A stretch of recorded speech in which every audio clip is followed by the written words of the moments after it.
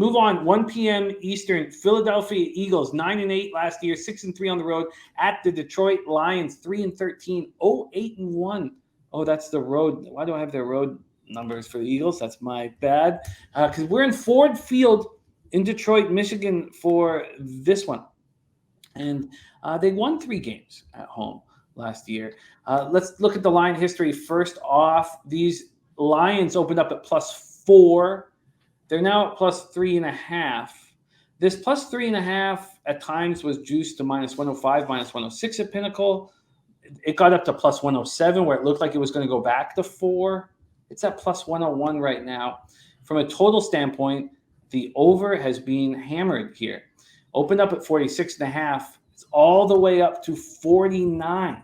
All the way up to 49 at penny. Let's take a look at the cash flow in this Lions game. We have, of all spots on the entire card, Sports Insights is giving the Detroit Lions the highest line value. It's a 40% line value. 21,940 tickets in. 43% of tickets, 61% of cash is on the Detroit Lions at the number. From a total standpoint, 72% of tickets are on the over, and they're not giving us a cash number at this point. Terry Walker says watching Hard Knocks, leaning for the Lions to cover. I think that's playing a role in the Lions' love here, is that they were on Hard Knocks.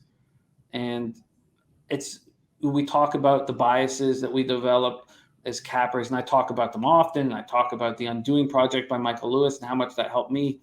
I think that anybody who watched Hard Knocks probably likes the Lions more than they should. Not only are the Lions getting love, but the Eagles are getting a ton of love to start the year. They picked up wide receiver A.J. Brown off the Titans. The question is, Jalen Hurts ready to take this team to the next level? Devonta Smith caught for 916 yards, 5 touchdowns in his rookie season. He should add to that this year. The Eagles' defense should improve after drafting defensive tackle Jordan Davis, 13th overall out of Georgia. They added Hassan Reddick, Nakobe Dean. The Eagles beat up on the Lions in Detroit last year, 44-6. Look, I don't care if Dan Campbell is a leader of men. He's going to talk about how they took that loss. I've heard a lot of people talking about how Dan Campbell is a great leader of men, but is he a good football coach? I mean, those are possibly two different things here. One, you can be a great motivator and not be able to dial up the right offense or defense. In that game, the Eagles ran the ball down the Lions' throat. 236 yards, 4 touchdowns. They ran 46 times. 46 out of 62 plays, they ran the ball. The Lions are bringing back mostly the same group from last year.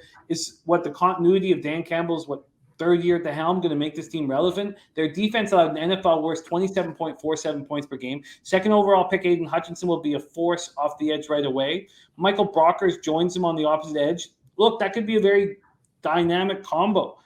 The secondary allowed the most opponent yards per attempt at 7.6. On offense, Hawkinson and DeAndre Swift are healthy. They're ready to show out on an improved offense. Amon-Ra St. Brown caught 90 passes for 912 yards. He scored a touchdown 5 of his final 6 games last year as a rookie. The Lions' offensive line is strong and should give Goff protection to utilize his weapons. I can't wait to hear your breakdown of this one. Take it away, Andy. Eagles-Lions. Yeah, this is NFL gambling Twitter's 2 favorite children, and they are pitted against each other in week 1. So I guess somebody's going to be right and, strutting around like a peacock. I told you the Lions were good. I told you the Eagles are going. But yeah, I think it's easier for me to like the Eagles as just overall as a project, just what they did. It is a stellar roster, and it's another one of those where, and I think you could probably throw San Francisco in that mix, definitely Baltimore, but sometimes people forget how good of a team was when they do suffer some bad injury luck. Like, man, this is a good roster coming back. We have Jalen Hurts with a little more experience under his belt. We have, we bring in essentially what could be a top 5 wide receiver if things work out. You have the running backs. You have most of the defense. The offensive line, a little bit of some question marks there. Some of those guys are a little longer in the tooth, but it should be a very good team. But again, they are asking us to bet on a favorite on the road, which is so tough. I mean, you look at that. The average, I think we sussed it out to about 1.8. So let's just call it 2 points on average. So you're saying on a neutral field, Philadelphia is, straight up 6 points better than Detroit. That's probably pretty fair. I think this number is pretty fair, and I get the over money. I'm tempted, even though I got into it late, to bet this over anyway. I like everything about this Philly offense, and there are things to like about Detroit. I think they have some good receivers. I guess Goff's not the worst thing ever. He is serviceable if you use him properly, as we've seen when we had some decent Goff years out on the coast. But I like Amon-Ra St. Brown. I like Shark. I think they have a good enough tight end in Hawkinson. Like this is, and I mean, just DeAndre Swift as a member of not only the rushing, but the passing game as well. I think they have enough pieces to make this offense go, but they're going to be asking a lot of this defense, and it's still pretty young in spots. Like there's going to be some problems in the secondary here. Like it's still early on for the Jeff Okudah experience, and I think the secondary is still liable to get burnt here and there. So I get the over, and that's definitely where I'd lean, even at what is now the worst of the number. Yeah, God, I can understand Dennis Garcia taking the under win total in both of these teams, because there's so much love for both of these teams, and I don't know if I see it. And also Dennis Garcia on the under on the Eagles, and he loves the Eagles.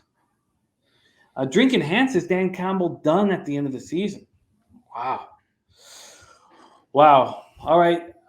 There's no official pick for me here in Eagles Lions, and honestly, I don't fully understand the idea that this goes up to 49. I want to see Jalen Hurts and AJ Brown in this offense work. I want to see Jalen Hurts hurt people through the air before I trust that this offense is a fine-fueled machine. All right, that is Eagles, Lions. We at Pop Sports Radio are doing our own Cappers contest. $100 entry fee. We will all be competing against each other.